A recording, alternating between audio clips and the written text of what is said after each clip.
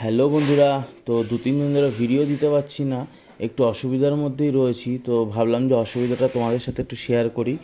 তো আমার এই বউয়ের এসছে জ্বর, ঠিক আছে? মানে জ্বরটা হচ্ছে রাত্রিবেলা করে আসছে নামছে, এরকম মানে আপ অ্যান্ড ডাউন হচ্ছে প্রচুর। তো জ্বরটা মানে আস্তে আস্তে প্রায় 102-3-এর কাছাকাছি চলে যাচ্ছে। তো ডক্টর দেখানো হয়েছে, ডক্টরের সাথে পরামর্শ করে ডক্টর বললো যে যে মানে এখন যে ওয়েদারটা চেঞ্জ হচ্ছে ওর জন্য জ্বরটা আসছে এরকম।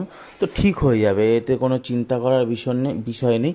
তো আমি ওকে সেটা বুঝিয়েছি, কিন্তু ও একটু টেনশনের মধ্যে রয়েছে। হ্যাঁ, যেহেতু কন্টিনিউ প্রায় 2-3 দিন ধরে এরকম হচ্ছে। তো আমি ওকে বললাম যে ঠিক হয়ে যাবে, তুমি অত চিন্তা করো না। তো ওকে বললাম, ও বলছে যে গলাটা খুব ব্যথা করছে। আমি তখন বললাম একটু চা খাও, কারণ এই চা মানে যে চাটা বানিয়েছিল আদা আর গোলমরিচ ফোলমরিচ দিয়ে, এই চাটা খেলে মাথা ভারটা না অনেকটা কমে যায়। তো ও এখন চাটা খেতে লাগুক। তো আমি এখানে বলছিলাম